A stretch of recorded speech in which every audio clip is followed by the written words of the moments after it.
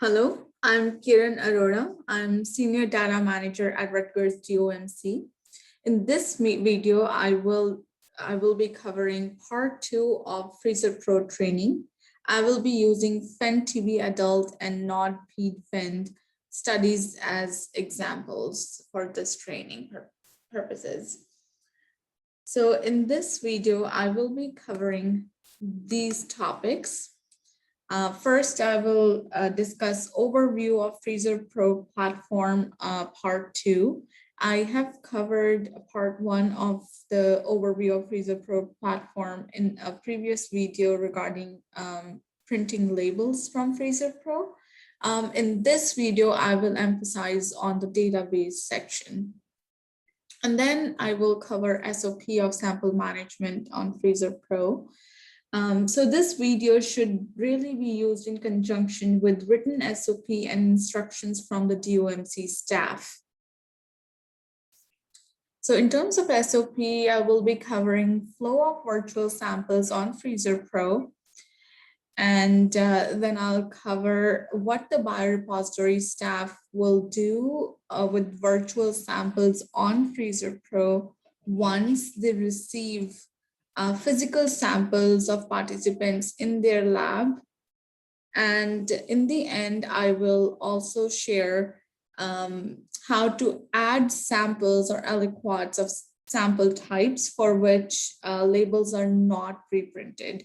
For example, in the FEN-TB adult study, we are not pre-printing labels for MTB isolate or NTM isolate. And for non-PED-FEN study, we are not pre-printing labels for MTB isolates or NTM isolates for gastric aspirate, as well as nasopharyngeal aspirates. The reason that we are not pre-printing labels for these ones is we are not expecting a lot of patients to have these samples. So it'll be a waste of the labels to print, 1,200 labels for different participants when we are only expecting 20 of these labels per study.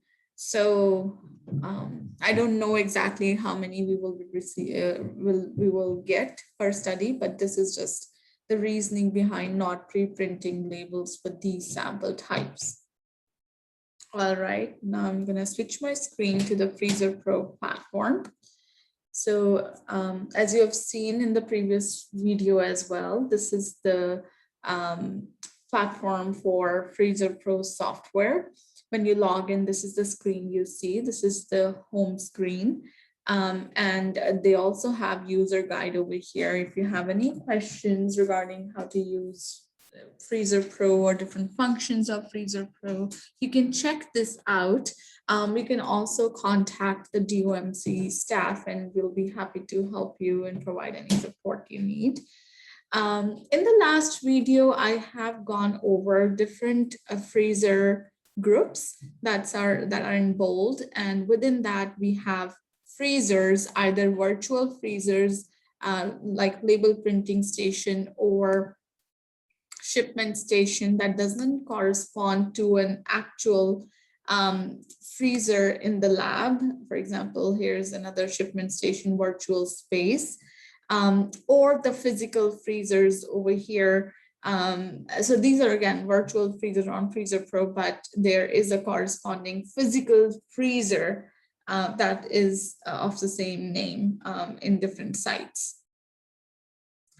And I also went over in the setting and preferences barcode printers, which for our studies we'll really be using these as the printing templates, and you will be using, for example, for nasal swabs or for non-PED-FEN study, you'll be using this template to print, and for saliva isolate and all of these other samples for FEN-TB, you'll be FEN-TB adult, you'll be using this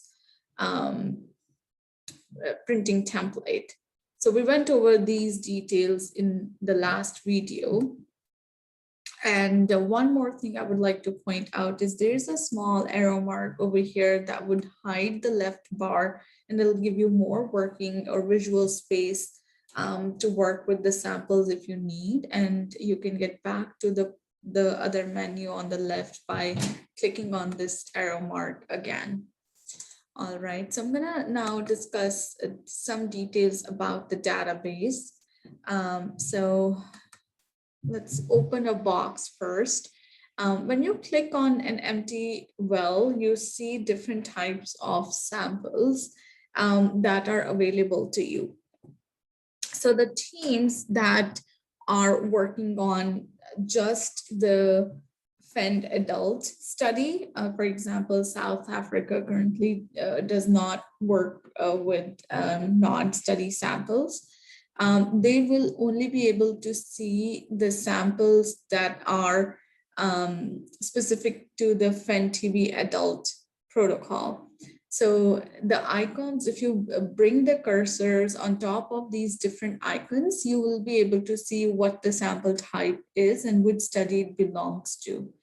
The way that I have set up the samples, all the circular ones over here belong to FEND-TB adult protocol, and all of these bottle ones, vials, or these tube icons belong to non-PED-FEND study. All right. And another thing is all of these samples are organized based alphabetically based on their name. So, the first one is dried blood spot for NOD. Then comes the gastric aspirate palate for NOD. These ones from here, MTB isolate for FEND-TB adult till here, which is NTM isolate nasopharyngeal aspirate for NOD PED study. All of these are basically different isolate sample types. For NOD, we have separated these ones for nasopharyngeal aspirate NTM, nasopharyngeal aspirate, MTB isolate, and then also similarly gastric aspirate NTM and gastric aspirate MTB isolates. Then we have nasal cells, we have nasal swabs, nasopharyngeal palate, oral swabs. These two are plasma samples. This is for FEND-TB adult, and this is for NOD PED-FEND. These two are saliva. Again, this is for the adult protocol, and this is for the PEDs. These two are serums. And then we have sputum palate and raw sputum for adult. And then we have stool for NOD, upper airway swabs for adult, urine samples for adult protocol as well as for NOD. And then again, the PAX-gene RNA tube samples for adult protocol and then for PEDs. So these are the different sample types that you will see that are available to you.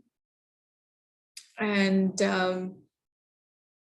in terms of the contents of database, I'm going to use Uganda freezers, for example.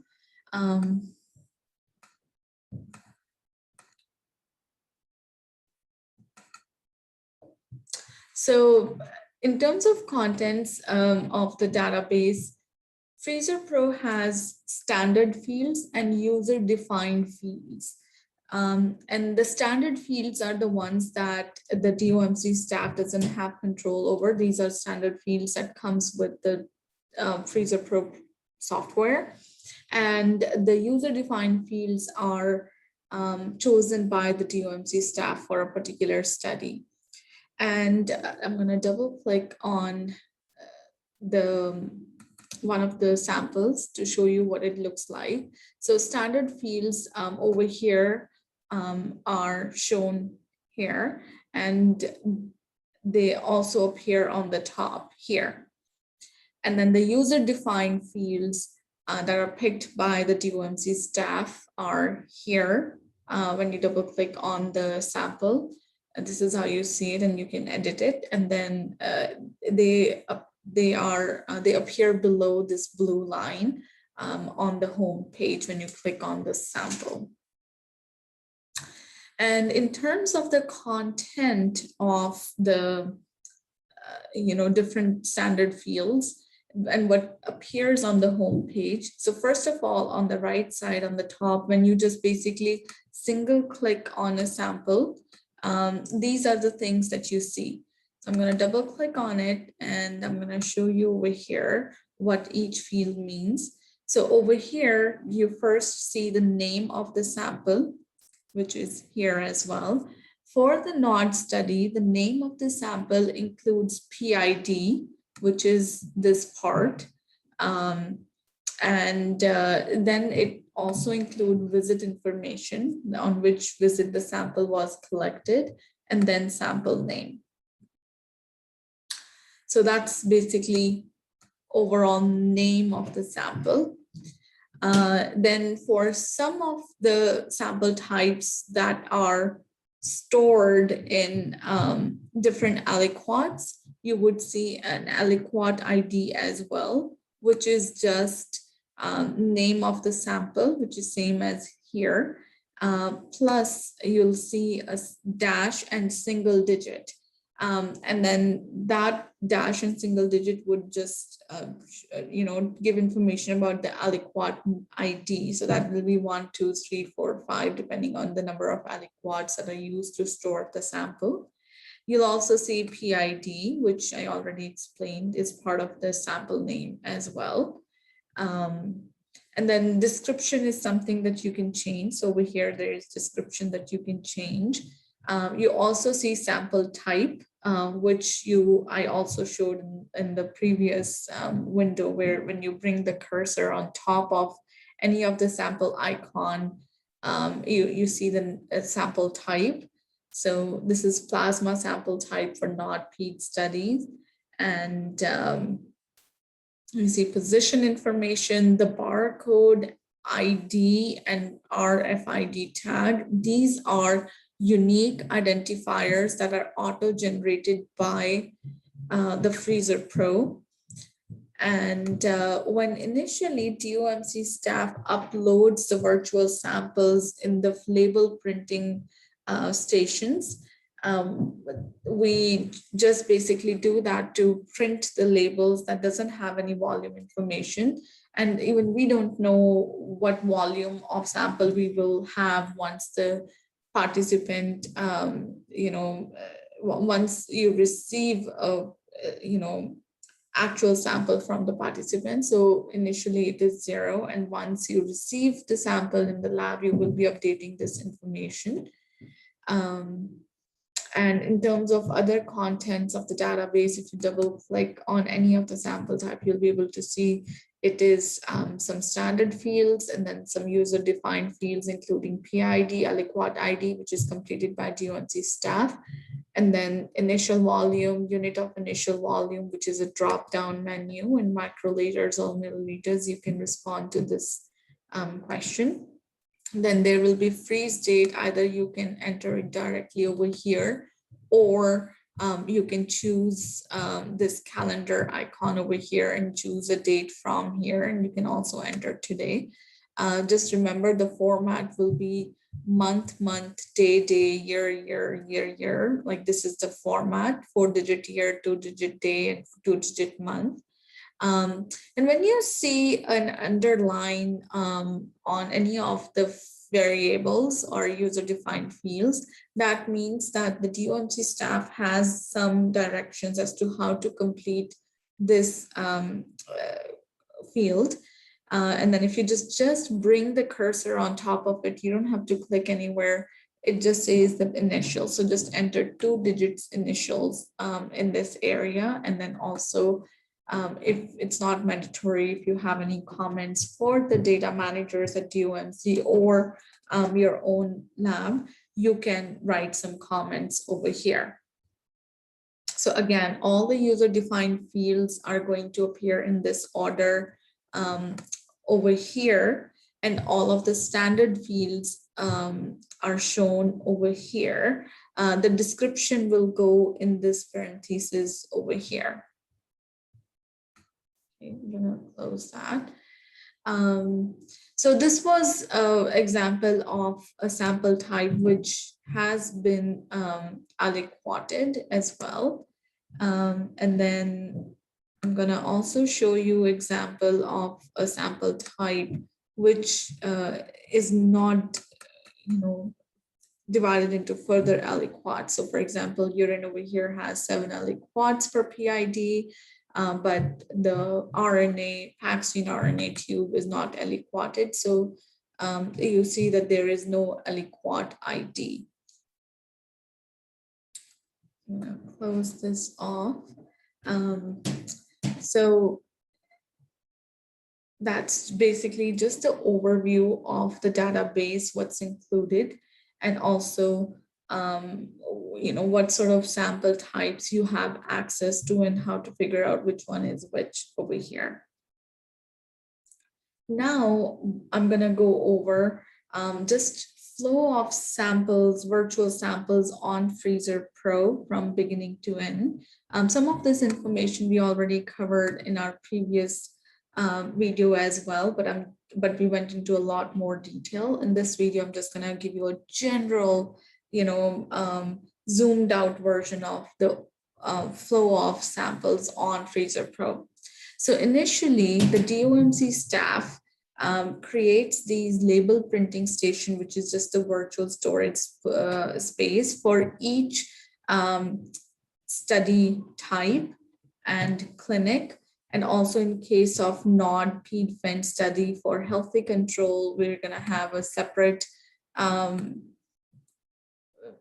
printing station compared to symptomatic arm labels. All right, so if you click on this gray arrow, you'll be able to see the contents of the of this freezer or this virtual freezer. So there are two subdivisions within it, which is one is label printing preparation station and one is printed label station. So the DOMC staff uploads virtual samples in different batches underneath this subdivision. So currently you can only see one batch over here, and you again click on the gray arrow mark next to it, and you see these are the contents.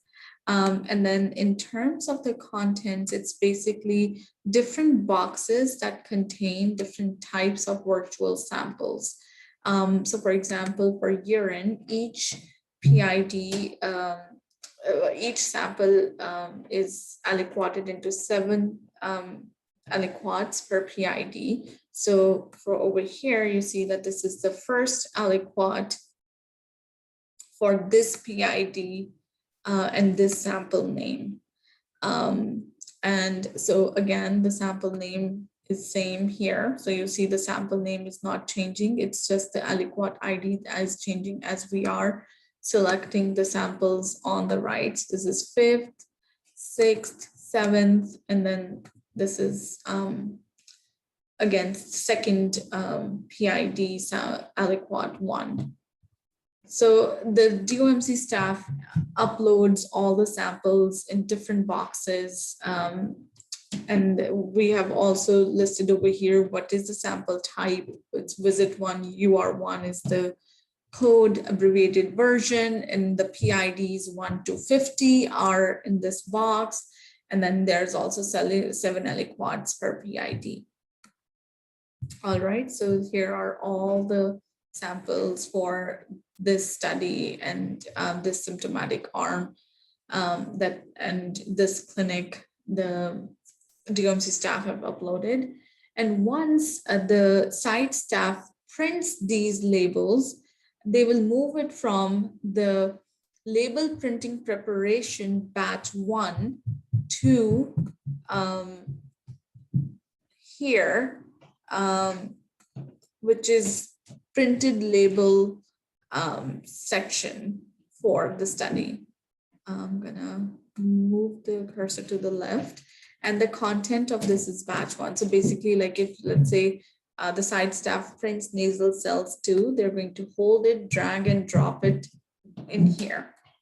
Okay. And then click OK. But I'm just going to close it because it's not printed yet. I'm also going to show you an example from the South Africa freezers who have printed the labels. So again, the DOMC staff had uploaded the labels within this, and once you click the gray arrow mark over here, which now disappeared, it shows that there's none of the boxes underneath this. Because they've all been moved to the printed label subdivision, as they have already printed all of these labels for batch one. All right, so that is the first movement of virtual samples on Freezer Pro. And then once the site staff, the biorepository lab team receives physical samples from the participants, what they would do is they would scan and move the samples from the printed label boxes over here to physical freezers. So in the case of South Africa, they will move the samples from here to Mr. Forgetful, Mr. Grumpy, or Mr. Mischief, like one of these physical freezers. And in the case of Uganda, the site staff will move the labels from the printed label subdivision of the label printing station to this physical freezers in their lab. So they won't be doing drag and drop for individual samples. They will be using a scan and move function. And I'm going to demonstrate how they will be moving samples from the label printing station to a different freezers and different box. So I'm going to do that by using these test samples. So I'm going to open another box, and I will be moving samples from here, these 3 samples, to this box over here. So what you're going to do is I'm gonna first copy the barcode. There are 2 ways of moving the samples. One is you choose the well where you would like to move the sample to, right click on it, click on scan and move, and use a handheld scanner to scan the QR code printed on the labels. So that's going to be scanned, and the barcode will appear over here, and hit the enter button on your keyboard. If you just close it without hitting the enter button, this sample won't be moved. So you need to right click, scan and move, use the handheld scanner to scan the barcode or the QR code on the labels, hit enter, and you see the sample has been moved here, and then hit the close button. Another thing that you can do is, for example, if you don't have handheld scanner or if it isn't working, you can use another method to move the samples from different boxes. So for example, if I want to move this sample, you can just basically highlight the barcode over here, which is 7-digit number, and hit Control C on your keyboard, which is command for copying this. Go to the box where you would like to move, highlight the wells by left clicking on it, wherever you want to move the sample to, right click, scan and move, and then enter Control V. So you have to press Control V on your keyboard, and then press enter key on your keyboard, and that's how you can also move the samples. And you will, as you saw just now, that you will get an, I think, Freezer Pro okay, some sort of indication saying that the sample has been moved. So one more thing I would like to point out over here, that these 2 samples we just moved over here, but they're still appearing over here.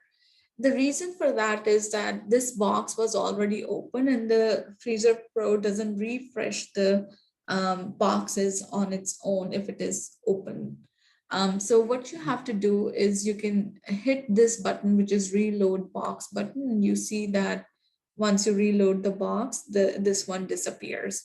And I'm gonna also, you don't have to do this. You don't have to go to a box to and then hit reload for it to move. It moves automatically. It just doesn't show on an empty, already open box that it has moved. So I'm gonna right click here, scan, move, and then move another sample type, and then hit enter. So as you can see that I've moved the third one to this box as well, but it's still showing over here. Let's say if I don't hit the reload button, I just close this, right? So if you just log out of the Freezer Pro, close it without hitting the reload, and open that box again, it doesn't show over here because it has been moved. And you will know it's moved because you'll get a little bit of indication from Freezer Pro that it has been moved. All right. So this is one of the issue with Freezer Pro. Sometimes when you're trying to, click on a sample type, it just basically, even though I'm not trying to drag it, but it seems like as if I'm dragging it and I'm trying to move it to another location. So what you can do in that case is just, hit refresh and that will be gone. So again, going back to the previous settings are not lost if you do that. It just helps you move the sample. So we just learned how to move sample from one box to another box. You can also move sample within one box by just dragging and dropping. So for example, if I want to drag and drop or move this sample to, let's say, this well, I would just left click on this sample, drag it to here. You see that on the top left of the sample, which I'm trying to drag, there is a tick mark that indicates that this move will occur. It's a plausible move. If I move it to here, see, it is giving me a circle with a dash in it that indicates that this move won't be successful to go outside it. You cannot move it to a different box basically. So that's how you move the sample. So I'm gonna try to drag and drop the sample here. So you can see that the sample will be moved and this will be real time. Unlike when you tried to move the sample across boxes where you had to hit reload. So this is how you move samples from one box to another, and you would be doing that for different samples once you receive physical samples for different participants for different studies. So you'll have pre-printed labels, you'll apply to the tubes, and then you will write in the source document the barcode, or if you have already printed the labels for barcodes, you'll put that in the source document, and then scan and move the samples from one box, from the freezer or printed label station to actual freezer. All right, so we covered that. And once you move the samples, what you would do is you would need to complete the database, right? So initially I had shown you that the information that you will, that the DOMC staff will complete will be just the name of the sample, PID, and aliquot ID. All of the other places, all of the other variables, the user-defined fields will not have any information on it. And also the volume initially that you will receive will be 0. Right, so this is how you would receive the sample when you scan and move the sample. This is how you would get the database. So what you would need to do is click on this blue 0.00 ml blue writing, and then update the volume to the volume of the sample or aliquot, each aliquot or each tube that is stored. The volume needs to be updated. So I'll put 1.8. The unit over here is predefined. So let's say if you need 200 microliters, you will have to convert that to milliliters, and that will be 0.2 milliliters if it's 200 microliters. So that's what you would put over here. And then you would double click on the sample and you would enter the initial volume, right? In this case, you can write 200 microliters as well, because there is an option of choosing a unit, but I would suggest to use the same unit as it's listed on top. So it would be 0.2 milliliters. And then for the freeze date, as I described earlier, you would hit on this calendar looking icon, and then you will choose the date, or you can hit today as well. For the freeze date stored by, you'll write a 2-letter initial. So that here, my name is Kiran Arora. So that would be I'll write K, that's the first letter of my first name, and then first letter of my last name. And comments is an optional field. If you have any comments for this particular sample, you can write over here. Otherwise, it's fine. So the mandatory fields are these, and then you would hit save. And then another mandatory field that you'll have to update yourself is volume. Okay, so just keep in mind that you are looking at what sample you're trying to store. So this information will be printed on the labels. And then the sample name will be also printed on the labels. All right, so this is how you update the database once you receive samples from the lab. Sorry, from the clinic staff. And then lastly, what we were going to cover today is how to add new samples in the database for the ones for which we are not pre-printing labels. So for the NTM or NTB isolates for FEND and non-FEND studies, you will be adding the samples on your own as you receive it from the clinic team, and you will also be printing the labels in real time. So if I want to add a sample type over here, so I'll click on the empty well, and then I will choose MTB isolate or whatever sample I want to have. So it's MTB isolate or NTB isolate for NOD. So the ones that I went over in the beginning, you'll choose from here. So I'll click here, and this information will also be in the sample requisition form. You will add the name, and this name will also be given to you in the sample requisition form. So that will be the PID, and this is for adult FEND. So it starts with 3 dash, and based on the clinic, it's either UK or UR in Uganda, and then I think it's a ZN for South Africa.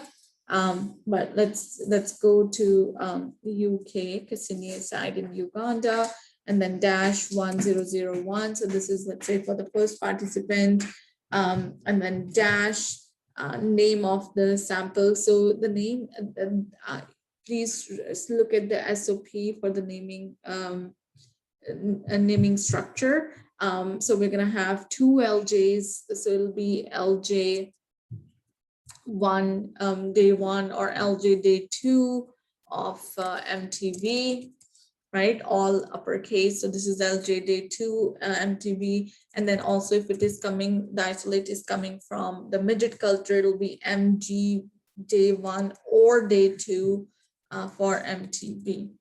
Okay. But please refer to the the sample requisition form as well as the SOP for details regarding how to name the different MTB isolate samples. Again, they are not aliquoted. If they are aliquoted, you will see aliquot ID over here as well. And then if it is aliquoted, you'll just put a -1 or -2 to identify the different aliquot. But that would be over here a user-defined field.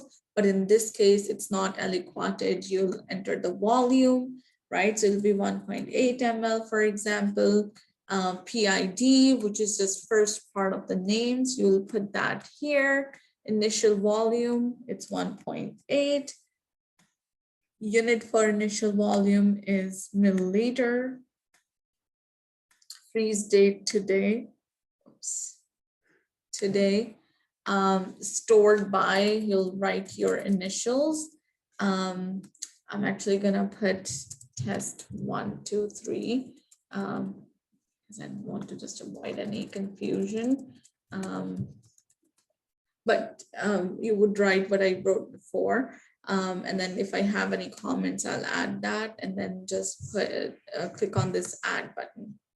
So this is how you add a sample type. And once you add samples, you would have to print it. So select the sample for which you would like to print the labels for, and then hit this print barcode.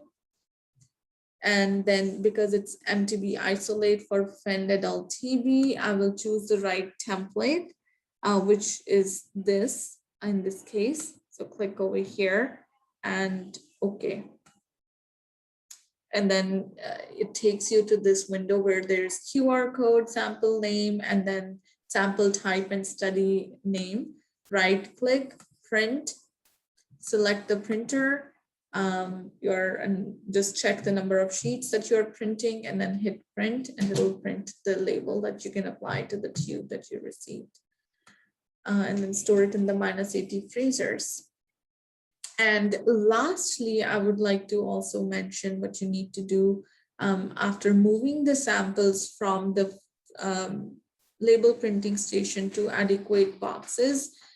You will have to go back to the label printing station, so the printed label section of the label printing station, and you'll have to delete any unused aliquots, right? So for example, over here for urine day 1, we have 5 aliquots.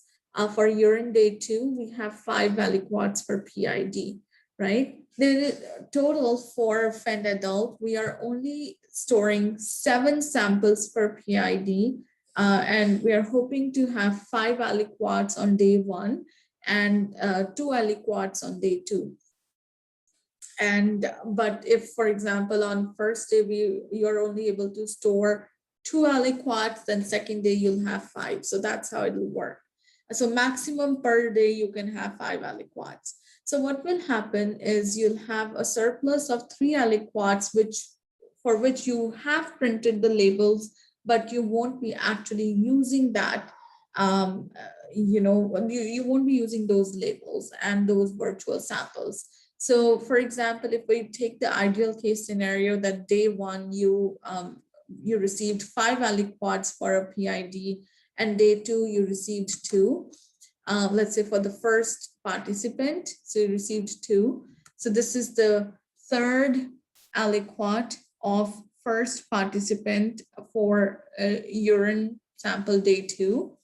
You will have to delete this, and then I'm going to hit the shift button to select the other aliquots as well. So first you'll have to check. So this is, same first participant aliquot 3. This is first participant aliquot 4.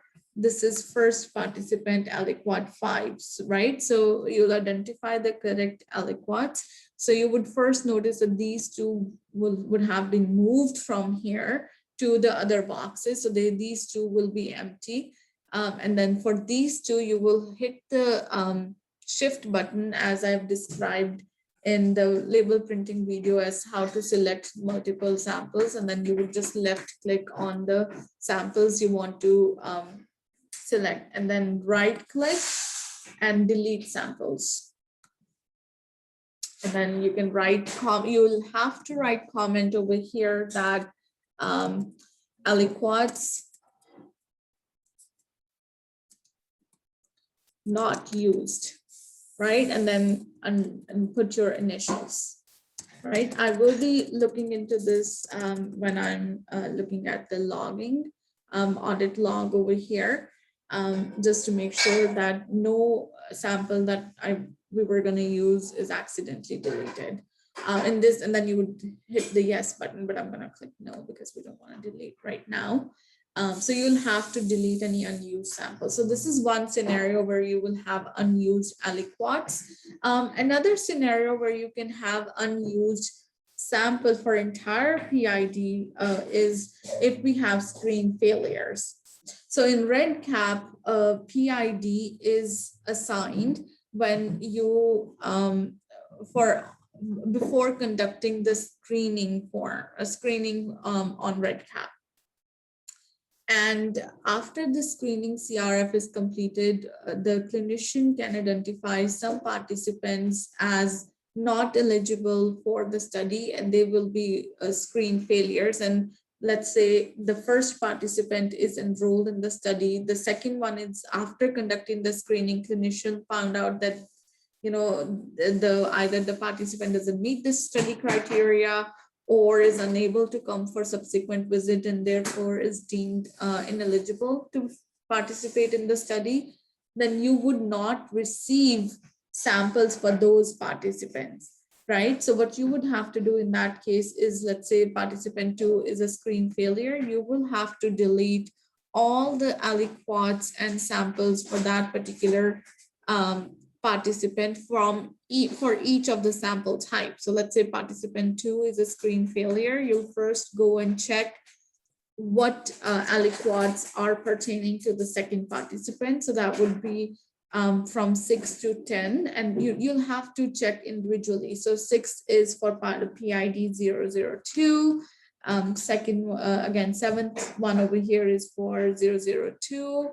8th one is for 002, 9th one is for 002, and 10th one is also for 002. You have to check the PID. And then again, hit the shift button and select the multiple aliquots over here, right click, delete samples, and in the log, you would write screen failure. So these are samples for screen failure PID, and then underscore, you put your name, the initials, and then click yes. In this case, I'm gonna click no because we don't want to delete these samples right now. So that's another scenario. Third scenario would be if a participant discontinues studies after let's say visit 1. So for FEND, I think all the adult FEND, all the samples will be collected on first visit. But for NOD, we are collecting samples on week 2 as well. And if for whatever reason participants, comes for visit for week 1, but doesn't come for week 2 visit, you would not be receiving the samples for second visit. So in that case, you would have to go to the boxes. A good thing is the way that we have listed the samples, you will be able to identify which samples are collected on visit 2. So week 2, so over here, urine 1 and urine 2 samples are collected on visit 1, and urine 3 sample is collected on visit 2. So let's say if a participant discontinue enrollment in the study after visit 1, you will be coming to this place and deleting the samples that are not going to be used. Okay, so all the samples that are used in the end, like at the end of the study, you should not have any samples in the label printing station, right? It would be in the printed label section. So you won't have any samples in the label printing station. You will only have samples over here. And just remember, it's very, very crucial to update the volume information over here and update the database once you moved the sample to the adequate freezer out of the label printing preparation station. All right, so let me know if you have any questions, and thank you so much. Bye.